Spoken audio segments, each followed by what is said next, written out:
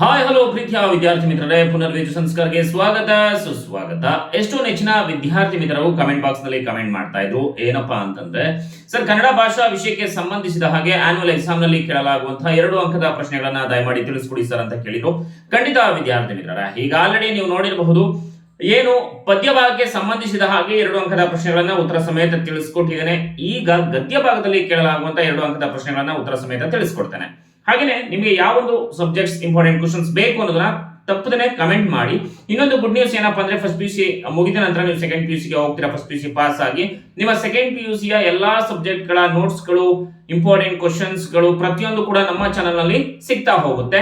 ಮರೀದೇನೆ ನಮ್ಮ ಚಾನೆಲ್ ನ ಫಾಲೋ ಮಾಡ್ತಾ ಇರಿ. ಜೊತೆಗೆ ಈ ಒಂದು ವಿಡಿಯೋವನ್ನ ನಿಮ್ಮ ಎಲ್ಲಾ ಫ್ರೆಂಡ್ಸ್ ಗಳಿಗೂ ಕೂಡ ಶೇರ್ ಮಾಡಿ. ಜೊತೆಗೆ ಹೊಸದಾಗಿ ನೀವು ನಮ್ಮ ಚಾನೆಲ್ಗೆ ಭೇಟಿಯನ್ನ ಕೊಟ್ಟಿದ್ರೆ, ಇನ್ನೂ ಕೂಡ ನಮ್ಮ ಚಾನೆಲ್ ಅನ್ನ ಸಬ್ಸ್ಕ್ರೈಬ್ ಮಾಡಲಿಲ್ಲ ಅಂತಂದ್ರೆ ಮರೀದೇನೆ ಸಬ್ಸ್ಕ್ರೈಬ್ ಮಾಡಿ ವಿದ್ಯಾರ್ಥಿ ಮಿತ್ರರೇ. ನಿಮ್ಮ ಸಪೋರ್ಟ್ ನಿರಂತರವಾಗಿ ಹೀಗೆ ನಮಗೆ ಸದಾ ಇರಲಿ ಅಂತ ಹೇಳ್ತಾ, 50,000 ಜನ ಸಬ್ಸ್ಕ್ರೈಬರ್ಸ್ಗೆ ಇನ್ನು ಕೇವಲ ನಿಯರ್ ಬೈ ಇದ್ದೀವಿ. ದಯಮಾಡಿ ನೀವು ಎಲ್ಲರಿಗೂ ಕೂಡ ಶೇರ್ ಮಾಡಿ, ಸಬ್ಸ್ಕ್ರೈಬ್ ಮಾಡಿಸಿ ಅಂತ ಹೇಳ್ತಾ, ಬನ್ನಿ ಈಗ ವಿಡಿಯೋವನ್ನ ಶುರು ಮಾಡೋಣ.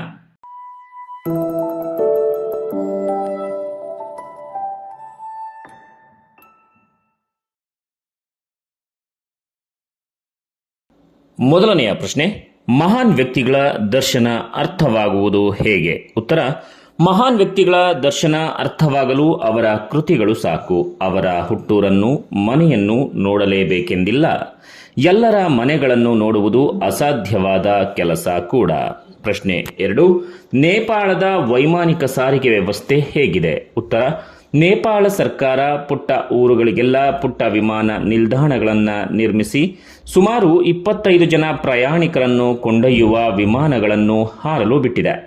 ನೇಪಾಳದಂಥ ಪುಟ್ಟ ದೇಶದಲ್ಲಿ ಸುಮಾರು 30ಕ್ಕೂ ಹೆಚ್ಚು ವಿಮಾನ ಸಂಪರ್ಕಗಳಿವೆ. ವಿಮಾನ ದರ ಕೂಡ ಶ್ರೀಸಾಮಾನ್ಯನ ಕೈಗೆಟುಕುವಂಥದ್ದು. ಇವು ಗಂಟೆಗೊಮ್ಮೆ ಟ್ಯಾಕ್ಸಿಗಳಂತೆ ಸಂಚರಿಸುತ್ತಿದ್ದವು. ಪ್ರಶ್ನೆ 3, ಗೌತಮನ ಮನೋಲೋಕವನ್ನು ನಿರಂತರವಾಗಿ ದಹಿಸಿದ ಪ್ರಶ್ನೆಗಳು ಯಾವುವು? ಉತ್ತರ: ಬದುಕು ಎಂದರೇನು? ಅದರ ಉದ್ದೇಶವೇನು? ರೋಗ, ಮುಪ್ಪು, ಮರಣಗಳನ್ನು ಗೆಲ್ಲುವುದು ಸಾಧ್ಯವೇ? ಮನುಷ್ಯನ ಸಂಕಟಗಳ ಮೂಲ ಯಾವುದು? ಈ ಎಲ್ಲ ಪ್ರಶ್ನೆಗಳು ಗೌತಮನ ಮನೋಲೋಕವನ್ನು ನಿರಂತರವಾಗಿ ದಹಿಸಿದವು. ಪ್ರಶ್ನೆ 4, ಸಾಮಾಜಿಕ ಸುಧಾರಣಾ ಚಳುವಳಿಯ ಪ್ರಮುಖ ನಾಯಕರನ್ನು ಹೆಸರಿಸಿ. ಉತ್ತರ: ಮಹಾತ್ಮ ಜ್ಯೋತಿಬಾ ಫುಲೆ, ಶಾಹು ಮಹಾರಾಜ್, ನಾರಾಯಣ ಗುರು, ನಾಲ್ವಡಿ ಕೃಷ್ಣರಾಜ ಒಡೆಯರ್, ಮಹಾತ್ಮ ಗಾಂಧಿ, ಬಾಬಾ ಸಾಹೇಬ್ ಅಂಬೇಡ್ಕರ್ ಮೊದಲಾದವರು. ಪ್ರಶ್ನೆ 5, ಮಂಗಳೂರು ಜಿಲ್ಲಾ ಕೋರ್ಟ್ನಲ್ಲಿ ನಡೆದ ಘಟನೆ ಯಾವುದು? ಉತ್ತರ: ಬೆಂದೂರು ಬಾಬು ಎಂಬ ಅಸ್ಪೃಶ್ಯ ವ್ಯಕ್ತಿ ಕೋರ್ಟಿನಲ್ಲಿ ಪೇದೆ ಕೆಲಸಕ್ಕಾಗಿ ಅರ್ಜಿ ಹಾಕಿದ್ದ. ಆತನನ್ನ ಆಗಿನ ಆಂಗ್ಲ ನ್ಯಾಯಾಧೀಶರು ಕೆಲಸಕ್ಕೆ ನೇಮಕ ಮಾಡಿಕೊಂಡರು. ಈ ವಿಷಯ ತಿಳಿದ ಕೆಲವರು ಒಟ್ಟಾಗಿ ಪ್ರತಿಭಟಿಸಿದರು. ನ್ಯಾಯಾಲಯವನ್ನು ಬಹಿಷ್ಕರಿಸಿ ನ್ಯಾಯಾಧೀಶರಿಗೆ ಕೊಲೆ ಬೆದರಿಕೆ ಹಾಕಿದರು. ಪ್ರಶ್ನೆ 6, ರಂಗಾರಾವ್ ಸಮಾಧಿಯ ಮೇಲೆ ಬರೆದ ಹೇಳಿಕೆ ಯಾವುದು? ಉತ್ತರ: ನನ್ನ ಶಾಲೆಯಲ್ಲಿ ಕಲಿತ ದಲಿತ ಜನಾಂಗದ ಮಕ್ಕಳು ವಿದ್ಯಾವಂತರಾಗಿ ದೊಡ್ಡವರಾಗಿ ಸರ್ಕಾರಿ ನೌಕರಿಗೆ ಸೇರಿ ನಮ್ಮೂರ ರಸ್ತೆಗಳಲ್ಲಿ ಕಾರಿನಲ್ಲಿ ಓಡಾಡಬೇಕು. ಆಗ ರಸ್ತೆಯಲ್ಲಿ ಏಳುವ ಧೂಳು ನನ್ನ ತಲೆಗೆ ತಾಗಬೇಕು. ಆಗ ನನ್ನ ಜನ್ಮ ಸಾರ್ಥಕವಾಗುತ್ತದೆ ಎಂದು ರಂಗಾರಾವ್ ಸಮಾಧಿಯ ಮೇಲೆ ಬರೆಯಲಾಗಿದೆ. ಪ್ರಶ್ನೆ 7, ರಂಗಾರಾವ್ ಪ್ರಾರಂಭಿಸಿದ್ದ ಹೆಣ್ಣು ಮಕ್ಕಳ ಹಾಸ್ಟೆಲ್ನಿಂದ ಉಂಟಾದ ಪ್ರಯೋಜನವೇನು? ಉತ್ತರ: ಹಾಸ್ಟೆಲ್ನಿಂದ ಹೆಣ್ಣು ಮಕ್ಕಳಿಗೆ ರಕ್ಷಣೆಯೂ ಸಿಗುತ್ತಿತ್ತು. ಜೀವನೋಪಾಯಕ್ಕಾಗಿ ವಿವಿಧ ವೃತ್ತಿಗಳನ್ನು ಅವಲಂಬಿಸಲು ಬೇಕಾದ ತರಬೇತಿಯೂ ದೊರಕುತ್ತಿತ್ತು. ಪ್ರಶ್ನೆ 8, ರಂಗಾರಾವ್ ಅಂತರ್ಜಾತಿ ವಿವಾಹಕ್ಕೆ ನೀಡಿದ ಪ್ರೋತ್ಸಾಹ ಗಾಂಧಿ ಮೇಲೆ ಬೀರಿದ ಪ್ರಭಾವ ಏನು? ಉತ್ತರ: ರಂಗಾರಾವ್ ಅಂತರ್ಜಾತಿ ವಿವಾಹಕ್ಕೆ ನೀಡಿದ ಪ್ರೋತ್ಸಾಹವು ಗಾಂಧಿಯವರ ಗಮನವನ್ನ ಸೆಳೆದು ಪ್ರಭಾವವನ್ನು ಬೀರಿತು. ಮುಂದೆ ಗಾಂಧೀಜಿಯವರೇ ತಮ್ಮ ಮಗನಿಗೆ ರಾಜಾಜಿಯವರ ಮಗಳನ್ನು ಸೊಸೆಯಾಗಿ ತಂದುಕೊಂಡು ಅಂತರ್ಜಾತಿ ವಿವಾಹಕ್ಕೆ ಅವಕಾಶ ಒದಗಿಸಿದರು. ಪ್ರಶ್ನೆ 9, ರಂಗಾರಾವ್ ರಾಜಕೀಯ ಮೀಸಲಾತಿಗಾಗಿ ಹೇಗೆ ಪ್ರಯತ್ನಿಸಿದರು? ಉತ್ತರ: ರಂಗಾರಾವ್ ಸ್ಥಳೀಯ ಸಂಸ್ಥೆಗಳಾದ ಜಿಲ್ಲಾ ಬೋರ್ಡ್ ಮತ್ತು ಪುರಸಭೆಗಳಲ್ಲಿ ದಲಿತ ಜನಾಂಗದ ಸದಸ್ಯರಿಗೆ ಅವಕಾಶ ನೀಡಬೇಕೆಂದು ಒತ್ತಾಯಿಸಲು ಜನರನ್ನು ಸಂಘಟಿಸಿ ಹೋರಾಟಕ್ಕಿಳಿದರು. ಅದರ ಫಲವಾಗಿ 2 ದಲಿತರು ಪ್ರಪ್ರಥಮ ಬಾರಿಗೆ ಸ್ಥಳೀಯ ಸಂಸ್ಥೆಗಳಿಗೆ ಸದಸ್ಯರಾದರು. ಪ್ರಶ್ನೆ 10, DCM ಸಂಸ್ಥೆಗೆ ಯಾರು ಭೇಟಿ ನೀಡಿದ್ದರು? ಉತ್ತರ: Gurudev Rabindranath Tagore, Deenabandhu CS Andrews, doctor Annie Besant, Gopalkrishna Gokhale ಮತ್ತು ಜಿ.ಕೆ. ದೇವಧರ್ ಮುಂತಾದವರೆಲ್ಲ DCM ಸಂಸ್ಥೆಗೆ ಭೇಟಿ ನೀಡಿದ್ದರು. ಪ್ರಶ್ನೆ 11. ರಂಗಾರಾವ್ ತಮ್ಮ ಉಯಿಲಿನಲ್ಲಿ ಏನು ಬರೆದಿದ್ದರು? ಉತ್ತರ: ರಂಗಾರಾವ್ ತಮ್ಮ ಉಯಿಲಿನಲ್ಲಿ ಅಸ್ಪೃಶ್ಯ ಜನಾಂಗದಲ್ಲೇ ಅತಿಯಾಗಿ ಹಿಂದುಳಿದವರು ಎನಿಸಿದಂತಹ, ನೋಡಿ, ಅಸ್ಪೃಶ್ಯ ಜನಾಂಗದಲ್ಲಿ ಹಿಂದುಳಿದವರು ಅನಿಸಿದಂತಹ ಜಾಡಮಾಲಿಗಳು ನನ್ನ ಪಾರ್ಥಿವ ಶರೀರಕ್ಕೆ ಶವ ಸಂಸ್ಕಾರ ಮಾಡಬೇಕು, ಆಗ ಮಾತ್ರ ನನಗೆ ಚಿರಶಾಂತಿ ದೊರೆಯುವುದು ಎಂದು ಬರೆದಿದ್ದರು. ಪ್ರಶ್ನೆ 12. ಗಾಂಧೀಜಿಯವರು ರಂಗಾರಾವ್ ಬಗ್ಗೆ ಏನು ಹೇಳಿದರು? ಉತ್ತರ: ಪೂಜ್ಯ ರಂಗಾರಾವ್ರಿಂದ ಸಾರ್ವಜನಿಕ ಸೇವಾ ನಿಷ್ಠೆಯನ್ನು ಮನಗಾಣಿಸಿಕೊಂಡೆ. ಅವರು ನಮಗೆ ಒಂದು ಉತ್ತಮ ಮೇಲ್ಪಂಕ್ತಿಯನ್ನು ಹಾಕಿಕೊಟ್ಟಿದ್ದಾರೆ. ಅಸ್ಪೃಶ್ಯ ಜನಾಂಗದ ಪುನರುದ್ಧಾರ ಕಾರ್ಯದಲ್ಲಿ ಮುನ್ನಡೆದ ರಂಗಾರಾವ್ ನನಗೆ ಸ್ಫೂರ್ತಿ, ಮಾರ್ಗದರ್ಶಕರು. ಅಸ್ಪೃಶ್ಯತಾ ನಿವಾರಣಾ ಕಾರ್ಯದಲ್ಲಿ ಕುದ್ಮಲ್ ರಂಗಾರಾವ್ ನಿಜವಾಗಿಯೂ ನನ್ನ ಗುರುಗಳು ಎಂದು ಗಾಂಧೀಜಿಯವರು ರಂಗಾರಾವ್ ಬಗ್ಗೆ ಹೇಳಿದ್ದರು. ಪ್ರಶ್ನೆ 13.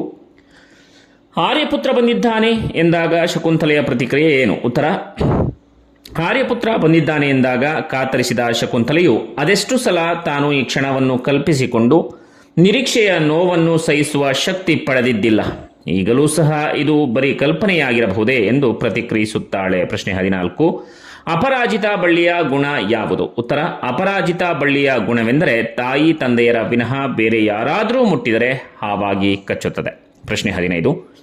ಶಕುಂತಲೆ ತನ್ನ ಬದುಕು ಏನಾಗಿದೆ ಎಂದು ಯೋಚಿಸುತ್ತಾಳೆ. ಉತ್ತರ: ಶಕುಂತಲೆಯು ತನ್ನ ಬದುಕು ಅಂದಿನಿಂದ ಇಂದಿನವರೆಗೂ ಒಂದು ಅಗ್ನಿಕುಂಡವಾಗಿದೆ, ಬೆಂಗಾಡಾಗಿದೆ, ದಾವಾನಲವಾಗಿದೆ, ಬತ್ತಿ ಹೋದ ಸಮುದ್ರವೂ ಆಗಿದೆ ಎಂದು ಯೋಚಿಸುತ್ತಾಳೆ.